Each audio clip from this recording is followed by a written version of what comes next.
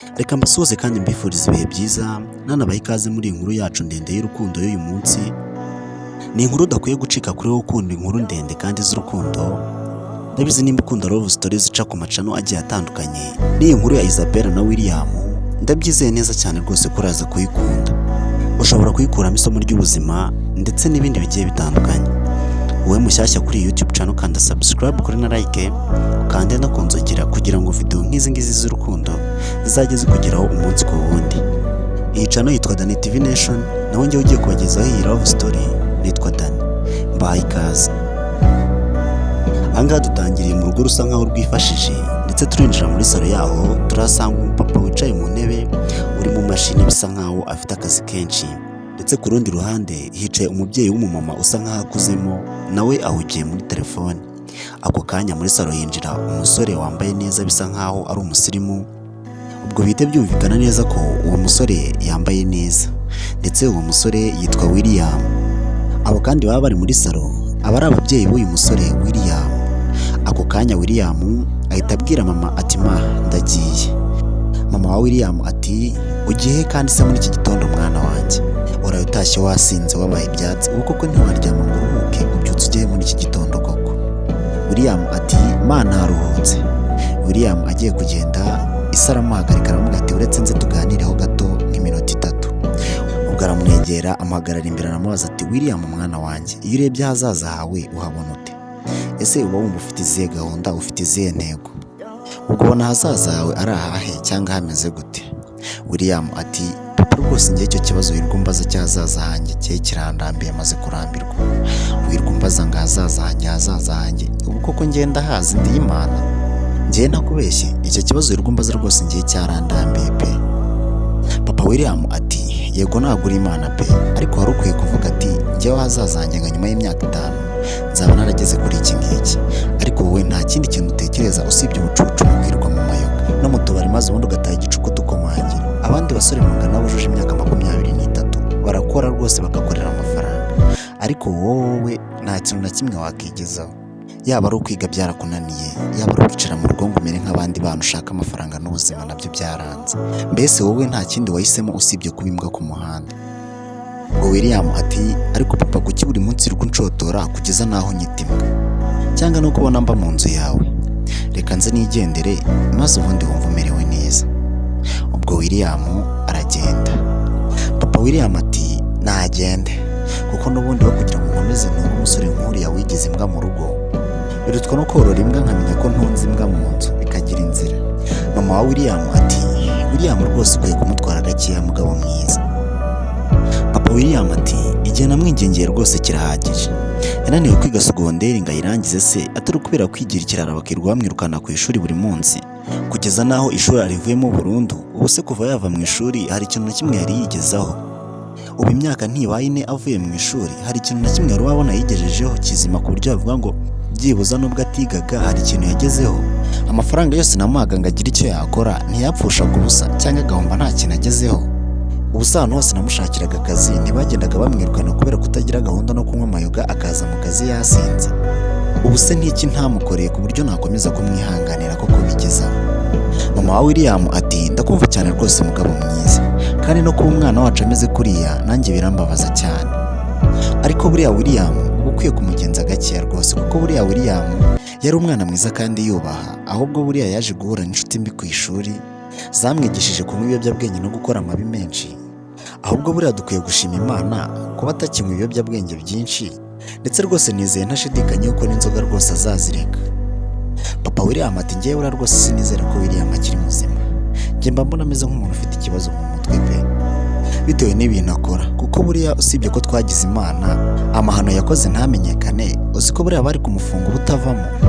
Mama William ati biriya byo rwose bireke, kuko buriya nanjye nakubiswe n'inkuba. Ariko rwose William ntukajya umubwira nabi, kuko hari igihe azahinduka twese tukumirwa. Papa William ati komeza umurwaneho nyine, ubwo naribi naho njyewe ubwo nzaba ndeba.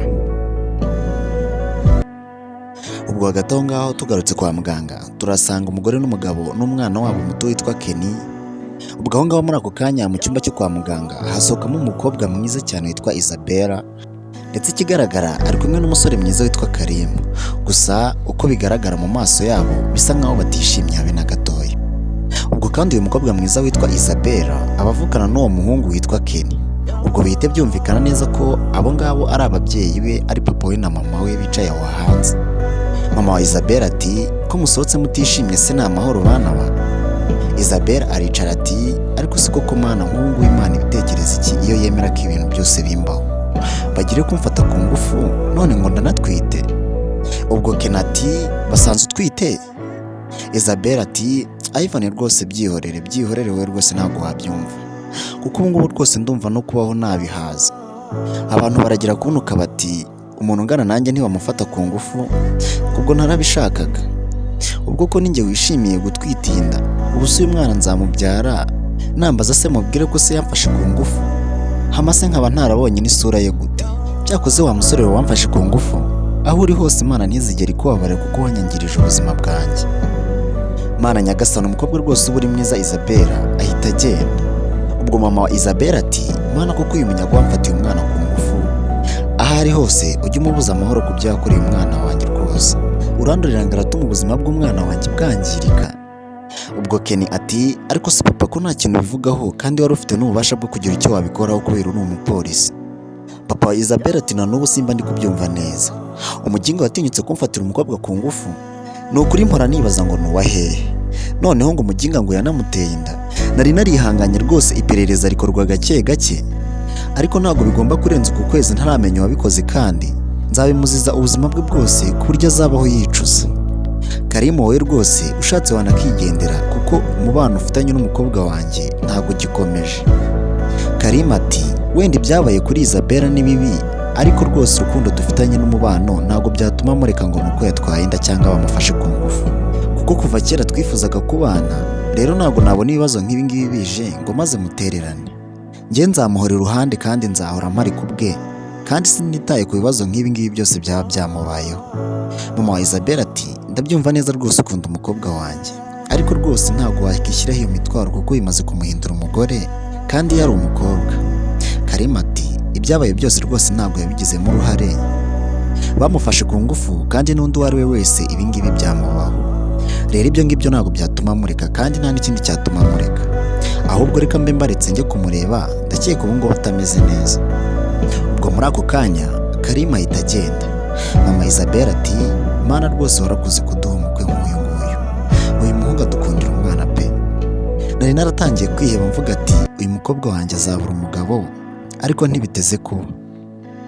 Ubwo Kenny musaza wa Isabella wafashwe ku ngufu ati erega Karimu si umusore usanzwe nk'uko mubitekereza mama, yakunze Isabella kera cyane ku buryo bitamushobokera kumureka na gato.